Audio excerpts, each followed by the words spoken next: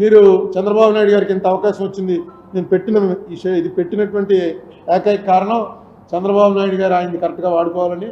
పవన్ కళ్యాణ్ గారు ఏదైతే ఆంధీ ఉన్నాడో ఆ ఆంధీ మళ్ళీ చిన్న తుఫాను పవనం గాలి కింద అయిపోకుండా నిలబెట్టుకుని పార్టీ మెయిన్ జగన్మోహన్ రెడ్డి కూడా అనేక సార్లు చెప్పాను నేను, చంద్రబాబు నాయుడు గారి పార్టీ చాలా బలంగా ఉంది, అందుకే ఆయన ఎదుర్కోవడం కష్టమవుతుంది.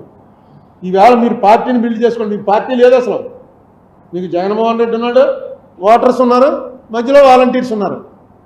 వాలంటీర్స్ మీకు ఎందుకు వచ్చి ఓటింగ్ వేయిస్తారు? వాలంటీర్స్కి 10,000 జీతం ఇస్తానంటే 10,000 జీతం వాటికి సపోర్ట్ చేస్తారు. మీరు పార్టీ అన్నది ఈవేళ రాజమండ్రిలో కానీ మొత్తం ఎంటైర్ ఆంధ్రప్రదేశ్లో పార్టీ అనేది ఎక్కడా లేదు. అట్లీస్ట్ ఈ 5 ఇయర్స్లో పార్టీ బిల్డప్ చేసేటువంటిది ఇవ్వండి. నెక్స్ట్ స్పోక్స్మెన్లు పెట్టండి, స్పోక్స్మెన్లు పెట్టి ట్రైనింగ్ ఇవ్వండి. వాళ్ళు వచ్చి ఏం మాట్లాడుతున్నారు? బూతులా? లోక్సభ ఇక్కడ శాసనసభలోనూ బూతులే మాట్లాడుకుంటారు, ప్రెస్ మీట్లోనూ బూతులే మాట్లాడుకుంటారు. ఏం గౌరవంగా మాట్లాడుకోండి. ఇది ఏమన్నా సరిహద్దు గొడవలా? కొంచెం గౌరవంగా మాట్లాడడం, వాళ్ళ దానికి ట్రైనింగ్ ఇవ్వటం, అసలు ఎందుకు ఓడిపోయారన్న దాని మీద ఒక మీటింగ్ పెట్టుకోవటం, ఇవన్నీ చేయండి. ఇదేమి ఎండ్ కాదు. ఇది అయిపోయామని ఎవడన్నా అనుకుంటే, చంద్రబాబు నాయుడు గారి పార్టీ కూడా అయిపోయింది జగన్ పార్టీ అనుకుంటే వాళ్ళు పొరపడుతున్నారు, మేము అయిపోయామరా అని జగన్ పార్టీ అనుకుంటే వీళ్ళు పొరపడుతున్నారు. ఎందుకంటే ప్రజాస్వామ్యంలో ఇది అసలు 5 ఏళ్లకోసారి ఎలక్షన్ పెట్టడం గవర్నమెంట్ మారటానికి. ఈసారి మారటం అనేది చాలా మంచిగా మారింది. ఎందుకు కారణం ఏంటంటే అక్కడ బీజేపీ అనేటువంటి కేంద్రం ఏదైతే మనల్ని సవత్తల్లి ప్రేమ చూపిస్తుందో కరెక్ట్గా కంట్రోల్ చేయడానికి డెఫినెట్గా జగన్ కన్నా చంద్రబాబు నాయుడు గారు బెటర్ వచ్చాడు. దీని మీద పెద్ద నిరుత్సాహపడిపోకలా. ఇంకా అటాక్లు జరుగుతున్నాయి. లీగల్గా వెళ్ళండి. లీగల్గా ఎక్కడైతే కొడుతున్నారో అన్ని వీడియోలన్నీ టీవీలో చూపించడం కాదు, కోర్టులో పెట్టండి. కోర్టులు ఉన్నాయి, ఇంకా కోర్టులో న్యాయం జరుగుతుంది ఖచ్చితంగా. అప్పుడు ఆగుతాయి. అక్కడ ఈ వెళ్ళి వచ్చి రోడ్డు మీద కొడుతున్న వాళ్ళని చంద్రబాబు నాయుడు ఏం పంపడం, ఆ రోడ్డు మీద తన్నులు తింటున్న వాళ్ళందరినీ జగన్మోహన్ రెడ్డి పంపిన వాళ్ళు కాదు. ఎక్కడెక్కడ ఏ గొడవలు జరిగితే నిన్న ఆ పార్టీలో ఉన్నవాడు ఈ పార్టీలోకి వచ్చాడు, ఈ పార్టీలో ఉన్నవాడు ఆ పార్టీలోకి వెళ్తున్నాడు. సో మీరు పార్టీ అంటూ బలంగా ఉన్నప్పుడు ఇవన్నీ కూడా ఆటోమేటిక్గా సర్దుమణుగుతాయి. ఎప్పుడైతే పార్టీ బలంగా లేదో అటాక్లు జరుగుతూ ఉంటాయి. ఎందుకంటే ఆ స్థాయికి తీసుకొచ్చేసారు రాజకీయాలు. ఇప్పుడు చూడండి, పక్కనే ఒరిస్సా 24 ఏళ్ళు ఒక్క ఎలక్షన్ కూడా ఓడిపోకుండా 24 ఏళ్ళు ఆయన అనుకుంటాను రికార్డు లేడు ఇండియాలో. నవీన్ పట్నాయక్ ఆ మాజీ అని చిన్న కుర్రాడు సీఎం అయ్యాడు, వెళ్ళాడు దానికి. ఆ వీడియో చూస్తే నిజంగా అలా ఉండాలి. వెళ్ళగానే మొత్తం సీఎంతో సహా అందరూ లేచి నిలబడ్డారు. ఆయనే సీఎం మళ్ళీ పదవి స్వీకారం చేస్తున్నట్టు వచ్చినట్టు వెళ్ళాడు, కూర్చున్నాడు. మోడీ ఆయన దగ్గరికి వెళ్ళి నమస్కారం పెట్టాడు. గౌరవం ఉండాలి కదా. 24 ఏళ్ళు ముఖ్యమంత్రి చేశాడు, పోయింది ఎలక్షన్. ఏంటి పోతే అయిపోయినట్టేనా?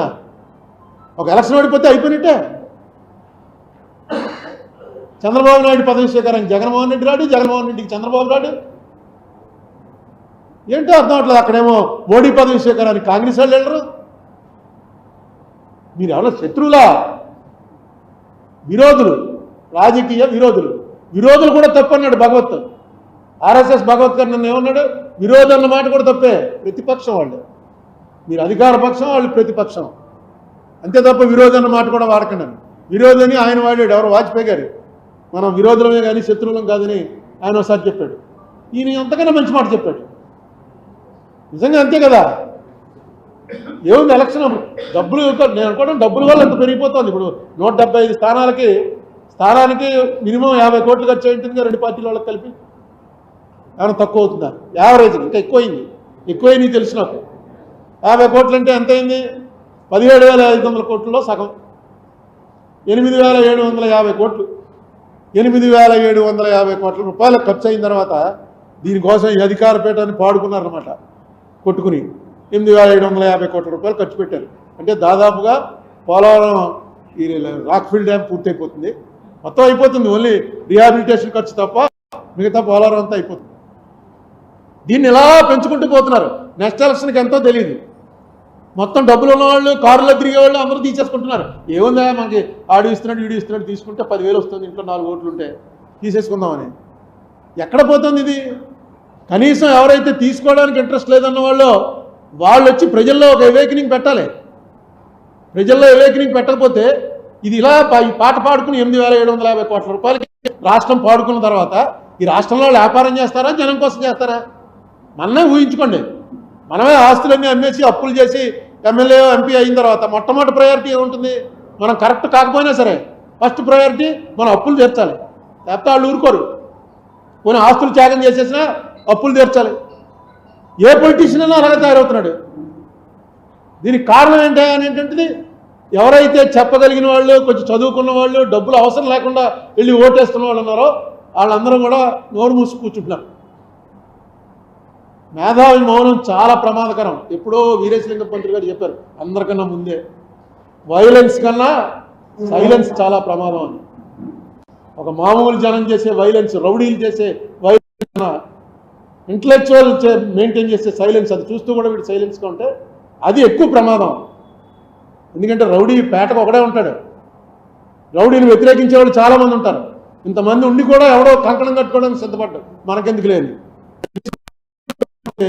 ఏ ప్రభుత్వం వచ్చినా సరే ఇది తప్పదు. ఇది ఇలా కంటిన్యూ అవుతూనే ఉంటుంది. దీని మీద ఆలోచన చేయాలి కొంచెం. ఎవరైతే కొత్తగా యంగ్స్టర్స్ వస్తున్నారు, చదువుకున్న వాళ్ళు వస్తున్నారు, టైం స్పేర్ చేసేవాళ్ళు వస్తున్నారు, వాట్సాప్లో చూస్తుంటే ఎలాంటి మాటలు చెప్తున్నారు, ఎంత బ్రహ్మాండంగా. వాళ్ళ పేర్లు కూడా ఎక్కడ చెప్పుకోరు, పేర్లు కూడా తెలియదు. ఒకటి వింటుంటే మొత్తం ఫిగర్స్ 1952 నుంచి, ఇంకొకడైతే మనం ఒక ఆయన పెట్టాడు 1929 నుంచి భారతదేశం చరిత్ర అంతా, ఎలక్షన్లు ఎలా జరిగాయి, ఏ ఎలక్షన్లో ఎన్ని ఓట్లు వేశారు, ఎలక్షన్ తర్వాత ఏ సంస్కరణలు వచ్చాయి 30 మినిట్స్లో చెప్పేశాడు మొత్తం. ఉన్నారు చాలామంది మీలోనే, చాలా మీరు జర్నలిస్టులు చాలామంది ఉన్నారు మీలోనే. ఏదో చేయండి. దీని మీద కూడా అప్పుడప్పుడు ఒక మీటింగ్, మీరు కార్తీక వనసమారాధన పెట్టుకున్నట్టే నెలకో మీటింగ్ మీ ప్రెస్ క్లబ్లో పెట్టుకుని దీనికి సంబంధించి ఒక్కొక్కటి రిలీజ్ చేస్తూ ఉంటాం. ఎంత నష్టం వచ్చింది, ఈ ఓటు అమ్మేసుకోవడం వల్ల ఎంత నష్టం వచ్చింది స్టేట్కి. డెఫినెట్గా ఇది నష్టమే. 8,750 కోట్ల రూపాయలు పెడితే ఖచ్చితంగా వాళ్ళు 10,000 కోట్లన్నా సరే దానిలో లాగడానికి చూస్తారు. ఇతనే ఎందుకు పెడతారు? అందరూ బిజినెస్ మెన్లే.